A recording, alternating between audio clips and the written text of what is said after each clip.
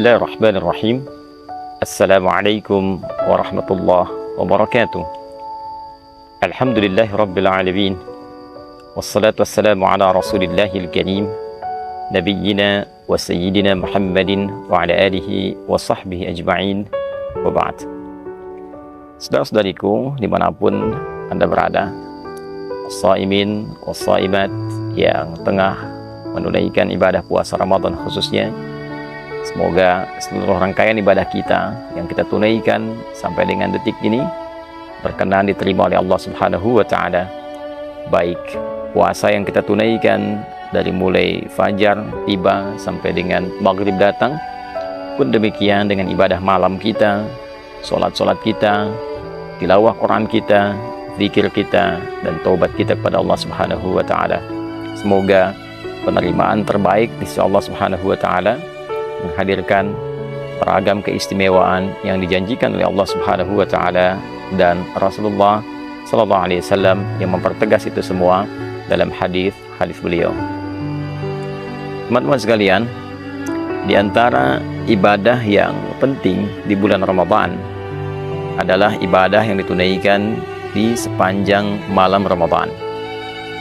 Sebagian orang mengira bahwa puasa itu hanya terfokus pada ibadah siang saja, saat seorang insan beriman mampu menahan lapar, menahan haus, menahan hasrat biologisnya dari mulai terbit fajar sampai dengan terbenam matahari di waktu maghrib. Namun demikian, Nabi SAW memberikan satu informasi yang sangat penting, sangat luar biasa mengenai satu amalan di malam-malam Ramadan yang bila kita tunaikan menghadirkan keistimewaan, yang bahkan keistimewaan ini disampaikan dengan diksi yang serupa oleh Nabi SAW dengan rangkaian-rangkaian keutamaan yang mengiringi ibadah siang di bulan Ramadan. Dalam hadis riwayat Al-Bukhari, bahkan dalam selisih yang tidak banyak di penomoran hadisnya, melalui rawi atau periwayat yang sama, yaitu sahabat Abu Hurairah radhiyallahu taala anhu dari Nabi sallallahu alaihi wasallam. Kala beliau sallallahu alaihi wasallam menginformasikan tentang keutamaan Ramadan, beliau bersabda, "Man shama Ramadhana imanan wa ihtisaban, ghufira lahu ma taqaddama min dhanbi." Siapapun yang menunaikan puasa Ramadan, jadi khusus dikerjakan di bulan Ramadan, seperti pernah saya sampaikan di pertemuan yang lalu, bukan menunjukkan puasa yang umum, Seninkah, Kamiskah, Ayyamul Bid atau selainnya, tapi memang khusus dikerjakan di waktu Ramadan. Man shama Ramadhana imanan, ia kerjakan puasa Ramadan ini dengan penuh keimanan, berwujud keikhlasan karena Allah Subhanahu wa Ta'ala. Wahtisaba, dia berharap ridha Allah, pahala dari Allah, dan mengoreksi dirinya untuk mendapatkan ampunan Allah. Ghufira lahu ma taqaddama min dhanbi, maka sepanjang bentangan dari terbit fajar sampai dengan terbenam matahari itu ada peluang bagi dirinya untuk mendapatkan ampunan dari Allah atas semua dosa-dosa yang pernah ia kerjakan. Redaksi hadis ini nyaris kita dapati kesamaan yang luar biasa, nyaris kita dapati kemiripan yang luar biasa dengan ibadah malam. Perbedaannya hanya terletak pada bentuk ibadahnya. Jika pagi itu shoma, yaitu puasa, maka malam itu qama, qiyam, penunaian salat. Hadis paginya sampai ke maghrib, dari terbit fajar sampai maghrib, man shoma Ramadhana, maka hadis tentang ibadah malam yang menunjukkan keistimewaan luar biasa itu, Nabi bersabda, man qama Ramadhana imanan wa ihtisaban, ghufira lahu ma taqaddama min dhanbi. Siapapun yang menunaikan ibadah qiyam khusus di malam-malam Ramadan, qama Ramadhana.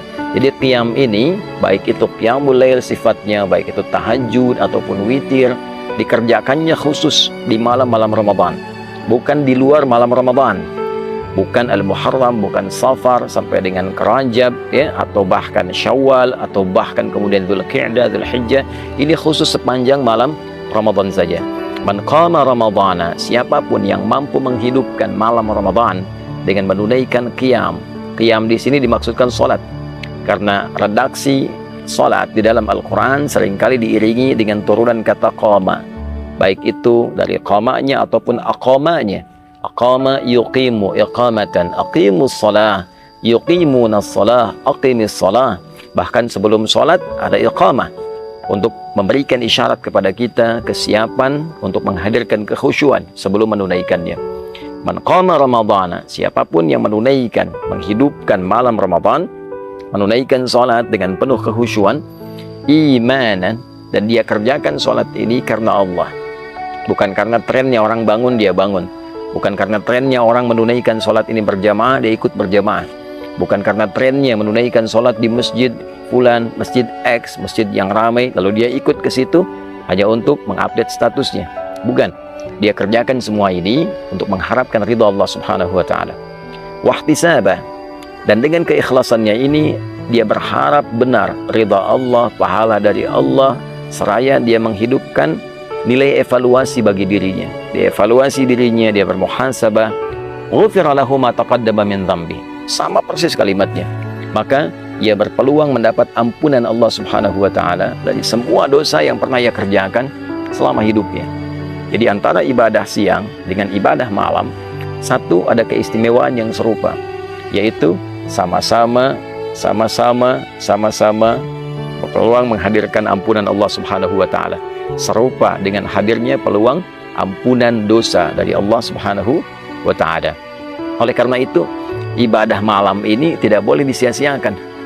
Jadi sebagian ulama bahkan berkomentar jika ada orang yang menunaikan puasa di terbit fajar sampai dengan maghrib menjelang malam itu, dia menunaikan puasa dengan sempurna, benar puasanya, tapi dia tidak mengerjakan qiyam di malam harinya, tidak menunaikan sholat di malam harinya, maka seakan ia tidak mendapatkan kesempurnaan Ramadan.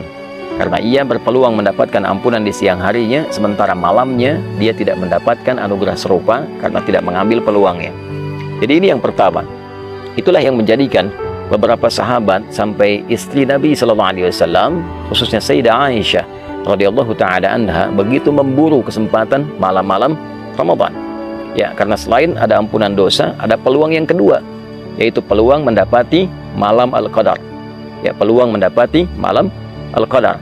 Karena ada hadis dengan redaksi yang lain yang memberikan penjelasan, memberikan tafsiran tentang keutamaan menunaikan ibadah salat di malam-malam Ramadan ini. Jadi kalau hadis pertama tadi, man qama ramadhana imanan wa ihtisaba, maka hadis yang kedua, man qama lailatul qadri imanan wa ihtisaba, ghufira lahu ma taqaddama min dhanbi. Jadi antara hadis satu dengan yang lainnya saling menafsirkan. Yang pertama menunjukkan jenis ibadahnya yaitu salat di malam-malam Ramadan. Yang kedua memberikan kesan bahwa di antara malam-malam penunaian Ramadan itu akan ada peluang satu malam yang istimewa, yaitu malam Al-Qadar. Jadi orang yang mampu menghidupkan malam Ramadan dan menunaikan sholat di dalamnya, maka di antara peluang yang ia dapatkan adalah kesempatan besar mendapatkan anugerah malam Al-Qadar.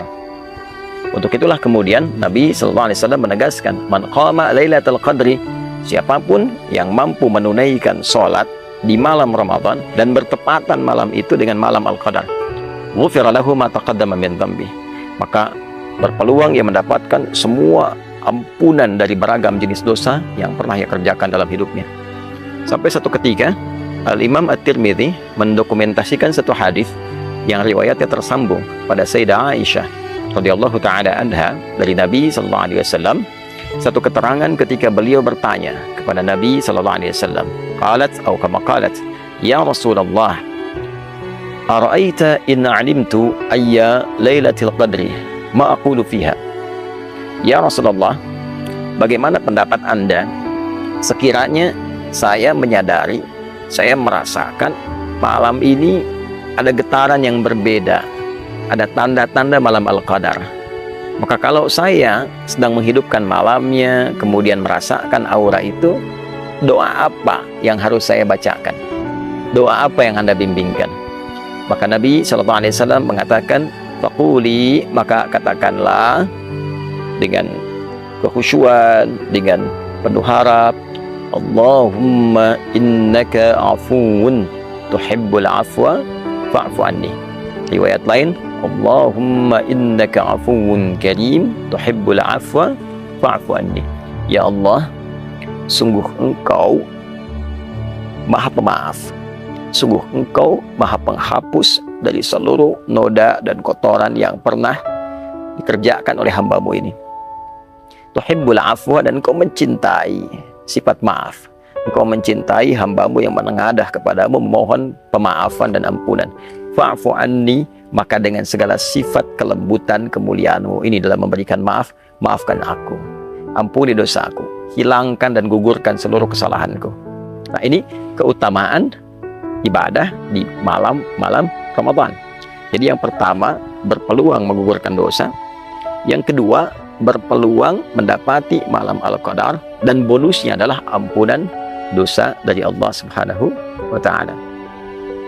Adapun yang ketiga, ini yang paling menarik, sholat yang ditunaikan di malam Ramadan juga memberikan manfaat besar bagi kedamaian hati, ketenangan jiwa. Nah, orang-orang yang sering gelisah gitu kan, orang-orang yang diliputi oleh ketakutan berlebihan, ingin terapi, mendapatkan ketenangan jiwa, mendapatkan kedamaian, maka di antara tips yang disampaikan melalui riwayat-riwayat yang valid kepada kita adalah penunaian sholat di malam-malam Ramadan. Jika kita menunaikan satu ibadah, dan ibadah itu berdampak pada ketenangan jiwa kita, pada roh kita, roh yang mengisi nafas kita, jiwa kita, maka ibadah itu, pekerjaan itu disebut dengan tarwihah namanya. Rawwaha yurawwihu tarwihan, wa tarwihatan sifatnya. Sesuatu yang bila dikerjakan memberikan ketenangan kepada jiwa. Bila kita kerjakan berkali-kali, sekali, dua kali, lalu jeda sebentar, lalu sambung lagi terus 3 kali, 4 kali, ada yang 11 kali, ada yang 23 kali, ada yang lebih daripada itu. Dia jamakkan hingga mendapatkan ketenangan dan kedamaian dalam hatinya itu, maka bentuk jamaknya disebut dengan tarawih. Itulah sebabnya sholat yang ditunaikan di malam-malam Ramadan disebut dengan tarawih, untuk memberikan kesan bahwa manfaat sholat ini, ya, selain sifatnya juga ditunaikan dengan ketenangan, manfaatnya adalah memberikan dampak kepada jiwa yang lebih damai, memberikan kondisi kepada jiwa yang lebih tenang. Jadi orang yang rajin menunaikan ibadah tarawih dan ditunaikan dalam keadaan tenang, dalam keadaan yang baik, itu dampaknya ke hati akan memberikan kedamaian yang tidak didapatkan dalam suasana-suasana yang lain. Itulah sebabnya kenapa ibadah ini diviralkan namanya dengan tarawih, untuk memberikan motivasi kepada kita. Ayo, supaya hati kita lebih tenang, lebih damai. Yang kedua, ayo lakukan dengan tenang, bacaannya yang baik, jangan buru-buru, jangan tergesa-gesa, lakukan dengan penuh kedamaian sampai mendapatkan gelombang, frekuensi-frekuensi ke dalam jiwa kita yang menghunjamkan kedamaian pada hati. Cari imam-imam yang baik, yang memberikan getaran-getaran yang menenangkan kepada jiwa. Itulah manfaat ibadah-ibadah yang ditunaikan di malam Ramadan, khususnya sholat yang kita hidupkan sepanjang malam Ramadan. Jadi sholat tarawih, qiyam Ramadan bukan ibadah biasa. Sholat ini berpeluang menghadirkan ampunan Allah Subhanahu wa Ta'ala. Sholat ini berpeluang menghadirkan keutamaan datangnya malam Al-Qadar. Sholat ini berpeluang memberikan kedamaian kepada jiwa. Masuk ke masjid dalam keadaan yang belum tentu damai sepenuhnya, pulang dalam keadaan yang tenang. Bila pun ajal tiba, wafat dalam keadaan tenang. Ditanya malaikat dalam keadaan tenang, kembali kepada Allah dalam keadaan tenang. Itu diantara keutamaan yang tersaji dari menu-menu ibadah Ramadan. Pilihannya kembali kepada kita. Jika Allah sudah membentangkan siang dan malam dengan beragam keistimewaan yang menghadirkan rahmatnya untuk mengembalikan kita dalam keadaan yang mulia, untuk menenangkan dan menghunjamkan kedamaian pada jiwa kita, untuk memberikan pahala yang bahkan melebihi 1000 bulan.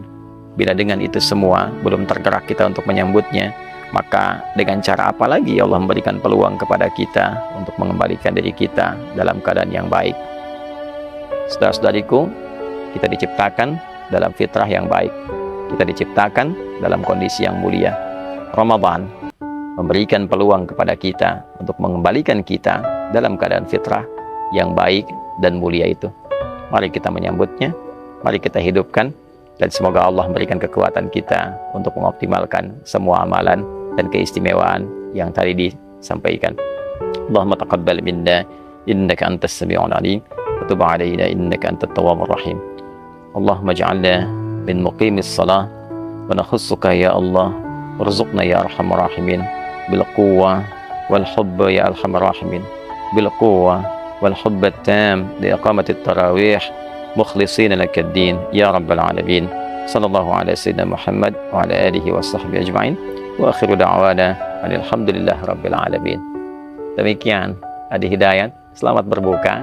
Kami dari Mira. Assalamualaikum warahmatullahi wabarakatuh.